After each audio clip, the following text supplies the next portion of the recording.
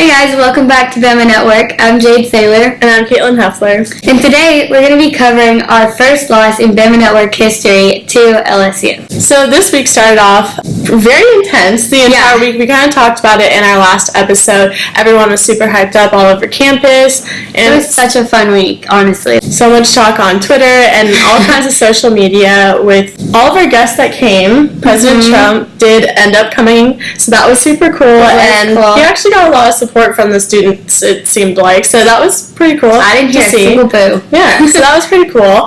Along with that, Friday we started off with SEC Nation and also Game Day coming. We kind of accidentally walked up on that. We had these plans to go out on the quad and interview students about the game on Saturday, and we saw this countdown that College Game Day had. They were actually coming on and going live on ESPN, and we stayed, and it was actually really cool to get to see them do that from behind the scenes. We also got to stand really close up to them, so that was pretty cool. We were literally right in the front. Yeah, Saturday it was super packed, so we didn't get to get that close up. But it was super cool watching College Game Day, especially because that's what we want to do in the future. So it was really exciting to see. Also to see their predictions.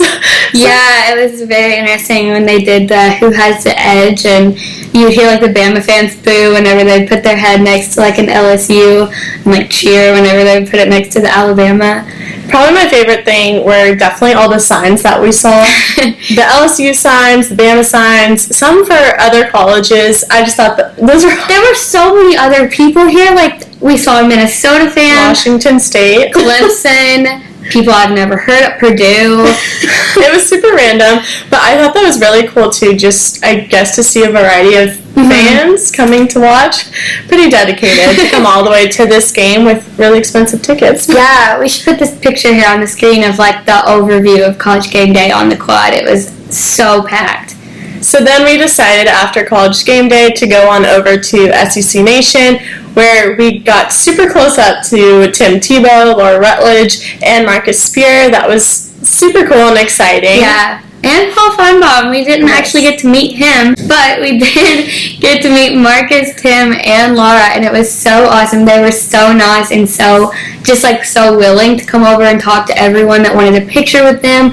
And so we did get pictures with them, and we did post those on our Instagram, so if you're not following, you can always check that out. It was so nice to meet some of our biggest role models and inspirations in the business. Also on Friday after SEC, we decided that we wanted to interview some of the fans. We got one fan with a huge Alabama fan. He was decked out in a whole bunch of gear, and he was just super spirited the entire time during College Game Day, so we decided we had to ask him how he was such a dedicated fan and what made Alabama special to him.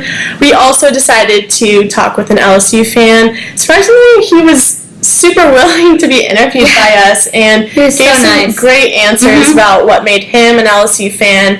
And lastly, we interviewed a student and asked her what it was like to lose in Bryant-Denny. Okay, so now we're going to show you guys those interviews along with some footage that we got on Friday and Saturday from kind of behind the scenes of College Game Day, SEC Nation, the Feinbaum Show, and some footage that we got from Saturday morning, the game, the tailgates, the crowd, and everything else.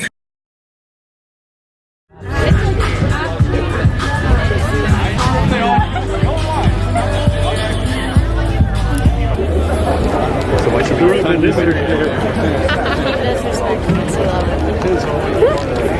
trying to get the full experience, all. What's the name of this place? The Quad. Are you serious? The Quad.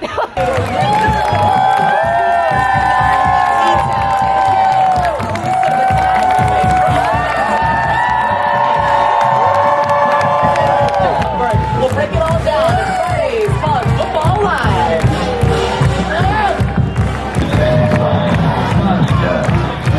To the Quad in Tuscaloosa, Alabama.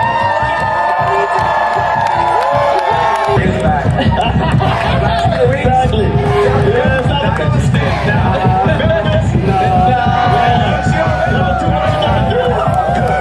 Playoff predictor. Both these teams would all but wrap up a spot in the playoff with the win, moving to an 84% chance to earn a berth. And also, a loss spells trouble as both teams' chances fall to under 50% with the loss. But the biggest storyline here, obviously, is whether or not quarterback Tua Tagovailoa will be able to go. Remember, he had ankle surgery after injuring it October 20th against Tennessee. So obviously you're all decked out in your Bama gear. So can you tell us what you think sets Alabama fans apart from other schools? Alabama fans. I tell you, this fantastic campus. It is amazing. My son goes here, and I fell in love instantly. I wish that if I'd have known college was this cool, I would have done better in high school. I'd been from here. But I don't know. I guess it's the campus. It's just this wonderful environment. Awesome, love that. Well, thank you so much. Have a great weekend. Roll Tide. Roll Tide. Alright, what's your name? Joseph. Okay, I'm with Joseph here today, and he's an LSU fan. Where are you from? I am from Southern California. Oh, where? Newport Beach. Okay, I'm from San Diego, but we are students at Alabama, so we're going around asking different fans their predictions for tomorrow's game. Do you have any predictions? 27-24 Tigers. And how do you think this LSU team is different from the past 8? It's the first time we've had a quarterback in the spread offense that gives us a little bit more mobility in the receiving core, so we've got a better chance to spread the ball out. Okay.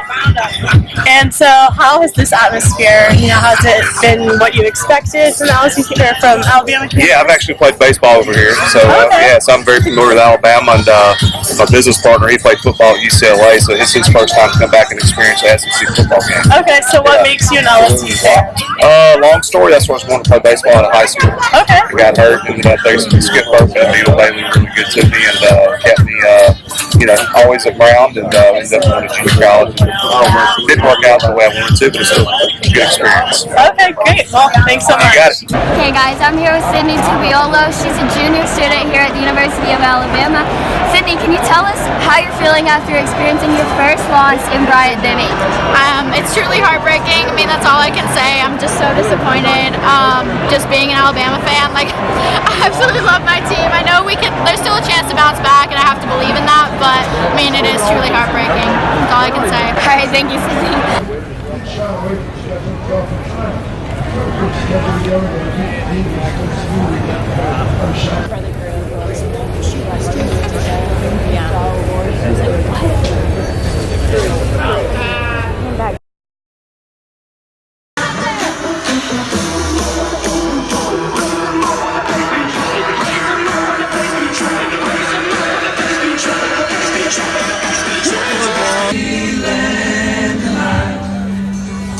Spend my dollar, park in a holler, neath the mountain moonlight. Roll Tide, order up tight, make a little loving all night. A little turn loving on a Mason-Dixon night. It's my life, LSU, oh, so right. And Tennessee too.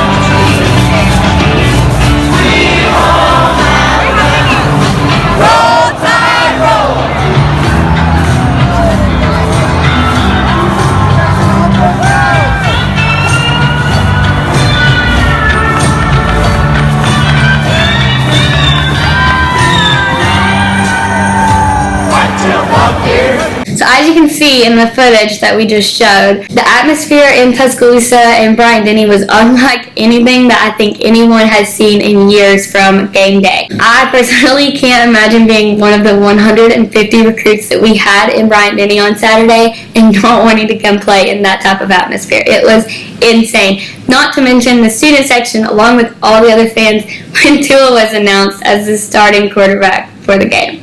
I also thought it was super cool for Tua to definitely hear the entire stadium chanting his name when he got announced that he was playing, and then also the first play of the game. You just hear everyone, especially the student section, just chanting his name, and I can't imagine what he felt like receiving all that hype before it's the so first nice play. to have that much support when you're risking your future to come out and play for these people 20 days post-surgery. He did not have to do that, guys, and he did it for us, for his team, for his coaches, and for all the Bama fans. All right, so let's get down to some stats. So number 2, LSU ended an 8-game winning streak against the Tide. And so we're ranked number 3, so that was a huge victory for them, 46-41. That was their national championship, y'all. Definitely put Joe Burrow ahead in the Heisman running. In my opinion, he threw 393 yards, 3 touchdowns, completing 31 of his 39 passes. He played amazing, in my opinion. No question, I think Joe Burrow should win the Heisman this season. Yes. And then running back Clyde Edwards-Helaire combined for 180 total yards and 4 touchdowns, 3 rushing, and a star-making performance of his own. Again, I think that Burrow and Edwards-Helaire, they definitely are what won the game for them. It's so crazy to think that Helaire came from a 2-star. His teammates thought he was a walk-on. He was really nobody, and then he just got this opportunity, and now he's out there really helping LSU in the run game, and Joe Burrow was just a transfer from OSU that didn't want him. And now he's transformed this offense into something that they really were missing last year. The 33 first-half points by LSU were the most in the opening 30 minutes against a Nick Saban-coached team since 1999 when Purdue, led by quarterback Drew Brees, dropped Saban's Michigan State squad 52-28. That is just It's crazy. That's just incredible. That's amazing. Burrow and his passing game coordinator G. Brady have transformed LSU's offense, in my opinion. If I'm any team out there looking for a head coach, I'm writing Joe Brady a blank check and letting him put the number on there, because that man has absolutely turned this offense into something that none of us thought we would ever see out of LSU. So their defense, which did not look great all year, I think they did a super great job this game and really riled up and shook up Tua this entire game. They definitely confused Sarkisian. Yeah, I was also confused with Sarkisian. Burrow definitely stood tall in the face of enormous pressure and delivered strike after strike in tight windows all game long. And really watching this performance by Burrow reminded me so much of what we saw from healthy Tua at the beginning of the 2018 season last year before he had his first knee injury. Every single throw, it's like a completion right in the hands, right in the numbers. Anybody that he was throwing to, no matter what kind of coverage they were in, if it was a deep ball, a slant, anything. It was just like, it's always there. And it was so frustrating to watch from the other team's point of view. I was like, wow, I can imagine not being a Bama fan last year. That must have really sucked. I think that Burrow's been the only one that has been able to put up a fight against Bama in the last 2 years besides Clemson's Trevor Lawrence. He's no longer that scrappy graduate transfer. Okay, so not to keep bragging on LSU, but we just wanted to touch briefly on last year's stats in this game just to show you guys how much Joe Brady and Joe Burrow have transformed this offense. Obviously, the score was 29-0. We shut them out at home. And in total yards, Alabama had 576 and LSU had 196. Passing yards, we had 295. They had 184. In rushing yards, we had 281, and they had 12. What happened? We each had 1 interception. I mean, that is just completely different team than what we played last night.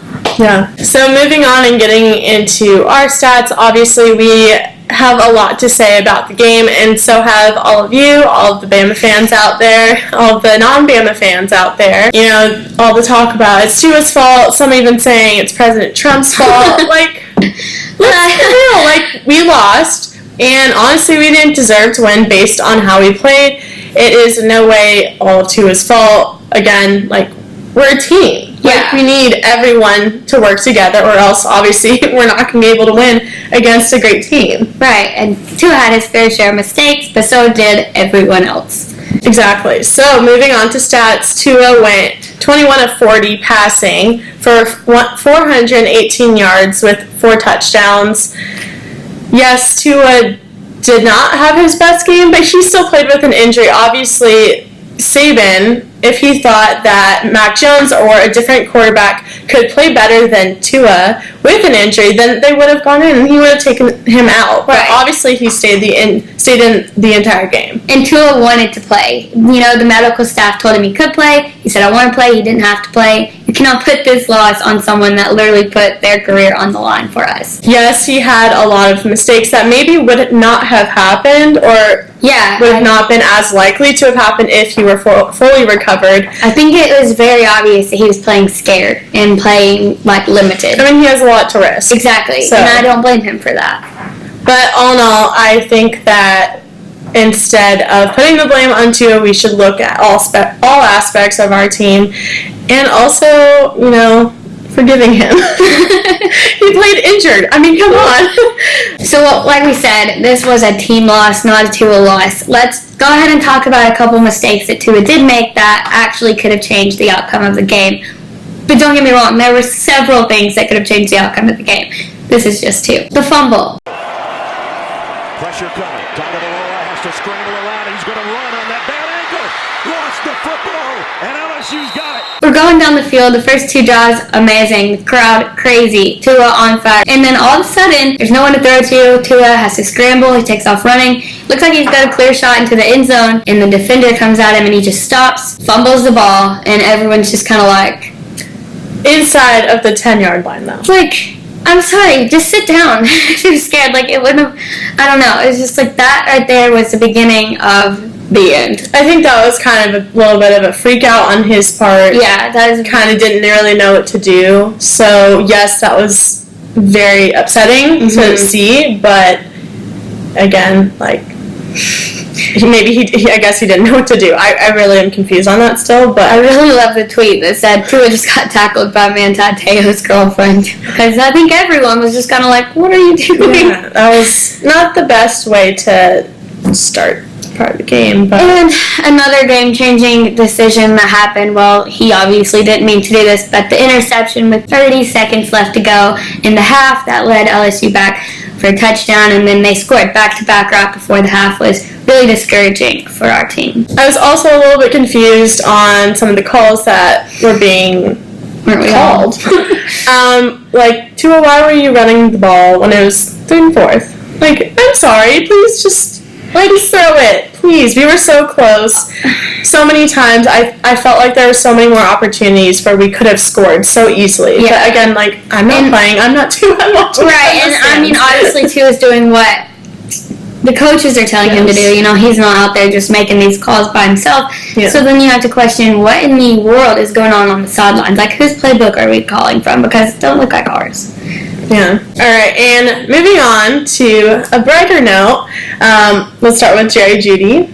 Well, before we talk about Bright, I thought Jerry Jeudy himself was a little off. We saw that beautiful pass downfield by Tua that was an easy walk-in into the end zone, and Jeudy dropped it, and like 9 times out of 10 he catches that, and it was just like, at this time it felt like everything was against us, like nothing was going our way.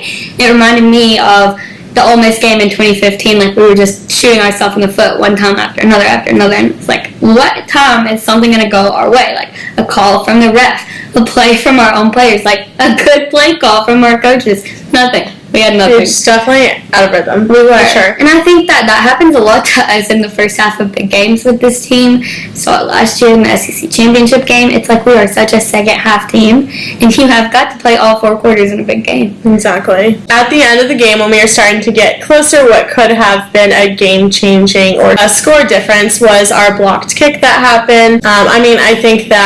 We did miss a kick, so I think that if we did make that definitely could have helped us a little bit. Yeah. But of course, we have to think about the bigger issues that we face. Yes. So let's talk about one of the offensive players that made himself a lot of money yesterday in his game. He probably played the best game of his career, Najee Harris. He led the team with 19 carries for 146 yards and a touchdown. Najee was the energy changing in the second half. Like when he started running the ball down the field, the crowd started to change, the team started to change, we started to look like Alabama offense. And one of my favorite plays of the game was the punt return by Jalen Waddle. He was face masked. His head in the picture was turned all the way around. Looked like his neck was broke. He somehow broke away from that and ran all the way down the field. Touchdown. The dude is so fast. Biggest problem here, in my opinion, was our defense.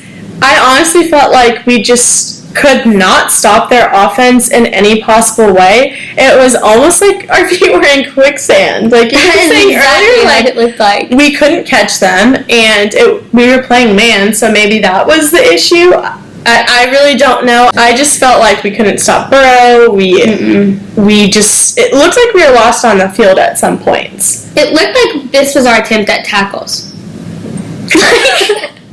I was like, really? It looks like they outran us. It looks like they out-juked us. Like, everything. It was just like, I was not used to seeing us play that bad. I do think that our defense has been a problem throughout the entire season. I don't know. Do you agree with that? I agree, and I thought we were going to step up. It seems like even when we have a bad defense under Saban, they always rise to the occasion when they have to, and they just didn't do so.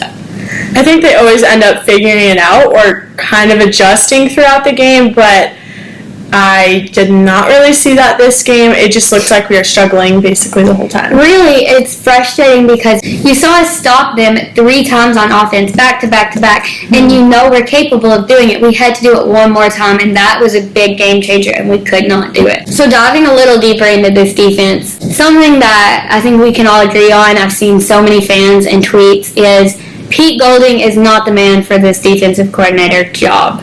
I agree. I completely agree. I think he's way over his head in this. I just don't think he's actually cut out for it. I haven't seen a defense this bad and undisciplined under Saban in so long. Honestly, it's like we just can't get it together this year. And I know we have a lot of young guys, and I know we have a new DC every other year. And I know it's hard, but it's just like, when are we gonna get back to that make their ass quit defense that we used to have? Just like you were saying, like, we just had too many missed tackles. It's like we could not make an open tackle. Trayvon Diggs did not have a good game. We had so many breakaway tackles. It's like we were there, we were on them, and then they just slipped through us. Like, Joe Burrow looked like a bar of soap out there. If he had to roll out of the pocket, he made the play. If he had pressure on him, he made the play almost every single time.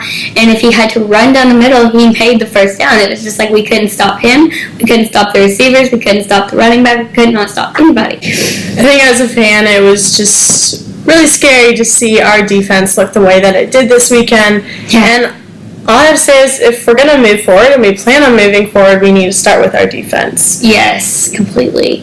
And I think, thank God for Xavier McKinney. He has this defense on his back right now. Like, he is the one out there making all these open tackles. And you got to give credit, obviously, to your older veterans, Terrell Lewis and Anthony Jennings. Like, they were getting pressure on. And Christian Barrymore, you saw Raekwon Davis make a good play. But it's just like they could not be consistent.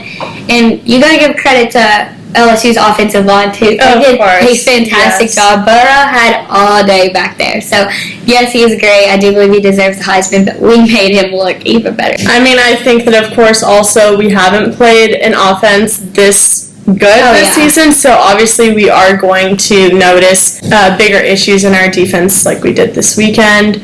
But it's nice to see where we're struggling, so hopefully someone can get in there and work on these problems and we can come back from this. And if we do make it to the playoffs, then we'll have fixed all these kinks out. So along with our defense having issues and kind of all around the entire Tide just kind of suffering, we did have some issues with the refs this game. So do you want to? I saw from all the fan bases saying, like, the refs are going to take away from this game how much talent is being played. Like, everyone knows how much NFL talent was on the field. And the refs were ruining the game for apparently not just us, but everyone watching, all 16 million people. I think you obviously can't blame this game on the refs. Like, you can never blame a game on the refs. Of course, It was just really frustrating to see all the, like, holding calls missed, like that face mask on Waddle.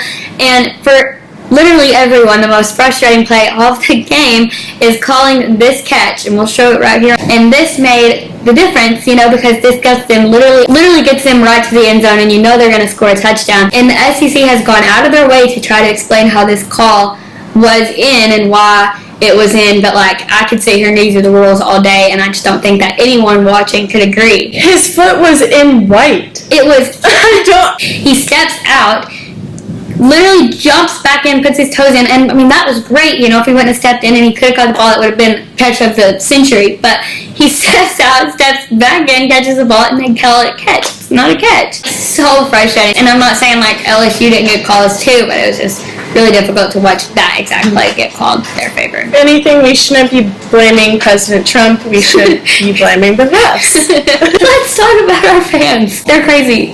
You guys are crazy. I just want to know who started the fire Nick Saban stuff because, like, What? What do you mean? There's a petition going around in case you haven't been aware of that. Oh my god, I did not know that. That's actually absurd. Embarrassing to hear from our fan base. I mean, going on to that, I think that I didn't really like seeing what I saw on Twitter this morning and yesterday. It was disappointing to see how fans reacted to such a tough loss. Yes, it does suck to lose. Yeah. If you like to lose, then you're insane. But like, I think that I'm sad that we lost, of course. But I think it was kind of good for us to lose. Yeah, I mean, we have one national championship with Saban out of 5, where we have a perfect season.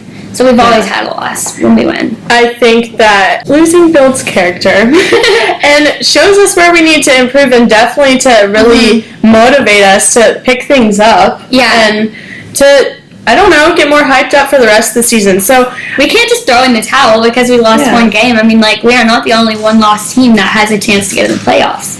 I mean, imagine being an Ole Miss fan. Like an Arkansas fan. They lost to Western Kentucky yesterday, y'all. Like, I think that we take it for granted. We really do. And I think that that's also so cool in a way to see how poorly our fans react to a loss because it happens so rarely. And it's also so cool to see how the rest of the country reacts to a loss. Because did y'all see that video of Georgia in their own football field at their own game they should have been worried about? The whole stadium was cheering when we lost. Oh my.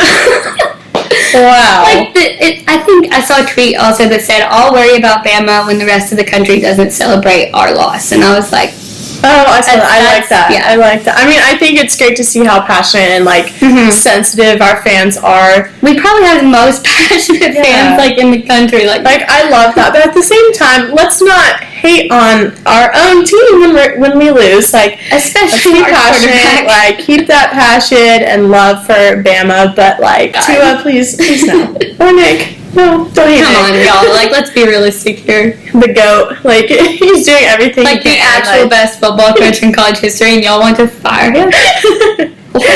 Okay, just gotta mention Coach O. I think that we should appreciate like his development as a coach, and I think last night was such a big win for him. I mean, he was a coach the biggest win in his career. Yeah, he was a coach at Ole Miss, and then an intern coach at USC. Right. I mean, I think that it was huge for him to see how much work he's been put into this team, and it was amazing seeing him during the warm-ups and the games. He was so hyped up, running around the field, like talking to his players, super involved, and like up and down the sidelines, yelling, screaming. I loved watching him the entire game. And he's even, apparently he might be voted National Coach of the Year, so I mean, congrats to him. I'm a fan of him. I think his passion for Louisiana and LSU is just exactly what they needed. We sound like LSU fans. I know. Really, you just gotta give the credit where it's due sometimes. You know, we are handling this loss like adults. Trying to be honest, and unbiased. Yes, we are Bama fans, of course, but trying to do our job. But also, while we do talk about how we like Coach O, let's talk about locker room talk. So everyone knows what locker room talk is. It's supposed to be kept in the locker room between the players and the coaches, and sometimes it gets out to the public. And unfortunately, one of LSU's players was live on Instagram when Coach O was letting them know really what they think about our team. Say the name. You understand that? Yes, sir. We're going to beat their ass in recruiting. We're going to beat their ass every time they see us. Okay. You understand that? Yes, sir. Wrong thing. What? Fuck you. Yeah! Wow. All right. Well, adding to that, Barstool Sports posted, looks like a video after the game. And it says, after ruining Alabama's CFP hopes, LSU went over to their recruiting section to tell a bunch of high schoolers it's time to reconsider where they should play college ball. College football, the land of pettiness.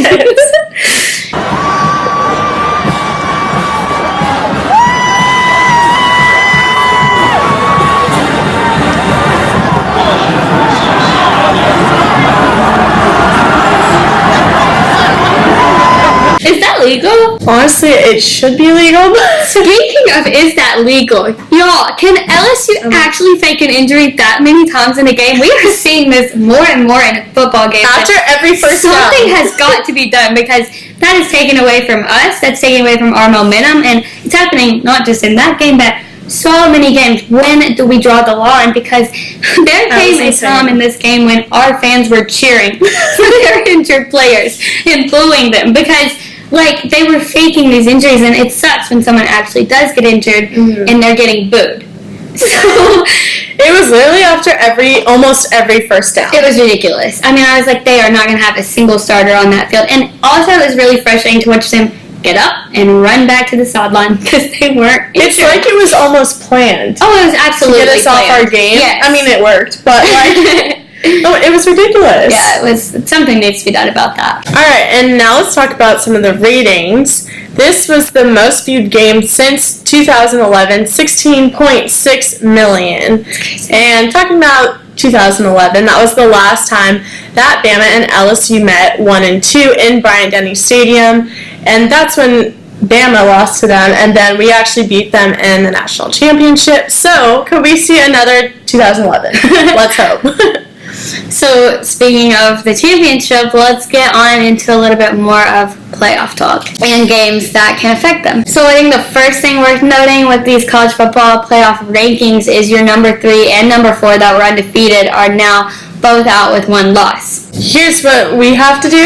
We have to hope that Alabama has to win and LSU has to lose twice in order to win the SEC West. But that's kind of rough considering that LSU plays Ole Miss, Arkansas, and Texas A&M. Yeah, in my opinion, we are not going to that SEC championship game. Okay, as of right now, though, after that last game, yeah, our hopes are a little low right now. But what we're not giving up. What we can hope for is a convincing win against State and WCU.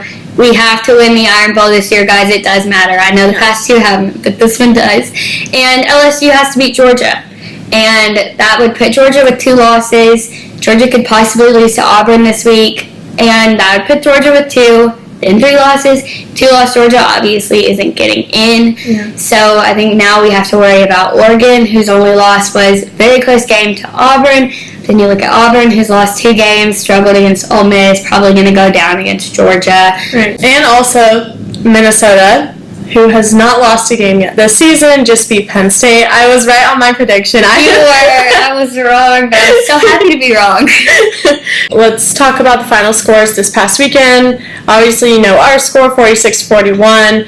Maryland, Ohio State, Maryland with 14, losing to Ohio 73. And then again, Penn State 26, losing to Minnesota. Penn State 26, Minnesota 31, Vanderbilt 0, Florida 56. And then Missouri 0, Georgia 27, Clemson 55, and North Carolina State 10. You know, Minnesota being undefeated, that's really impressive for them, and beating out Penn State, who's number 4, is also impressive. But Minnesota, in my opinion, doesn't deserve to be in the playoffs. They're kind of one of those Notre Dame teams that get in and get blown out because they just really aren't as good as the other 3 teams that are going to be there. And Georgia doesn't deserve to be there either because they have a 1 loss to South Carolina. Like I just said, they're probably going to have another loss on their resume. But South Carolina has lost to Tennessee. They just lost to Appalachian State last night. They lost to North Carolina. They have some pretty bad losses on their record. But now, Clemson, we haven't heard much about them. They've kind of just been the dark horse in the game this year, and that's because their schedule is really weak. But along with them not being challenged, I think we saw them struggling a lot in the beginning of the season. They almost lost to North Carolina, and Trevor Lawrence really was going through something. Like, I think it was just people having film on him and him not being used to that. And I think he's kind of adjusted to that, and they are really becoming a better team than what we saw in the beginning. So I think people might need to start acknowledging that even though they haven't played people, they're still there and they're still going to be in the playoffs. I agree. I think they might be able to prove themselves too. I mean, I hope to see them play better teams so we can just kind of see what they're like. My dream in the playoffs would be to crush Clemson in the playoffs and then get LSU in the national championship again. Ohio State is just beating everybody out super convincingly. Their defense is keeping the score super low. Their offense is keeping the score super high. And while, I mean, they technically have the hardest schedule out of the four in the game in the playoffs right now, I'm not quite sure that they're as challenged as LSU. I agree. And with Alabama's chances to get in the number 4 spot this Tuesday or at the end of the season, like we said, we have to win the rest of the season convincingly.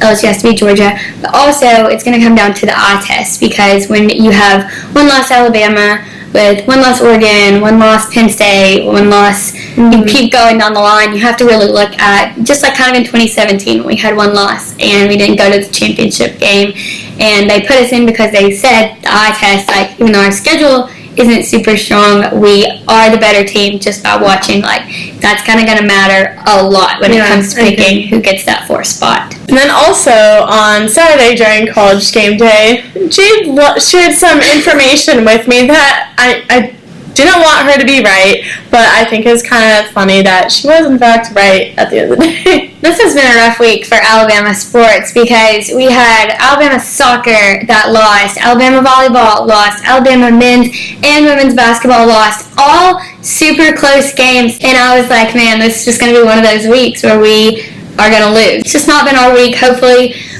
we can fix that this week. Hopefully we can, start winning. On that note, men's basketball has a game tomorrow versus Florida Atlantic, and we will definitely be in attendance to that game. We're super excited that it's the beginning of basketball season, and so look forward to us covering some more basketball. Yeah, we hope to see you guys at the game tomorrow, because we need people there supporting that team.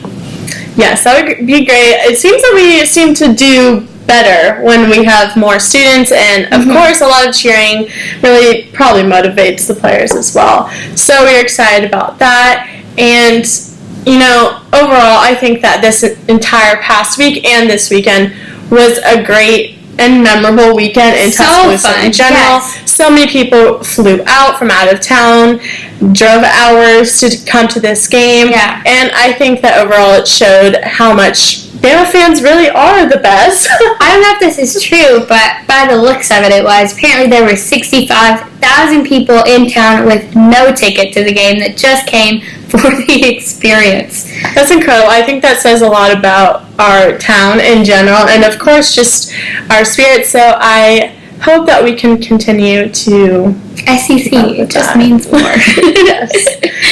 Also, going off of men's basketball, some news on Herb Jones, that injured player from last game.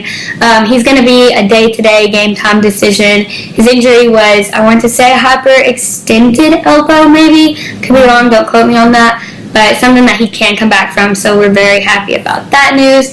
And also something that we're both very excited about is Javon Quinterly. We'll find out tomorrow if he gets that waiver or not when he does his interview. So fingers crossed that he will be playing in tomorrow night's game. Ending on that note, thanks so much for tuning in this week. And if you didn't see our last week's episode, go ahead and watch that as well to make sure you're caught up on this.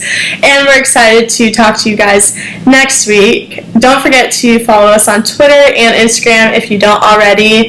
And that's all for today. I'm Caitlin Heffler. And I'm Jade Saylor. Roll Tide.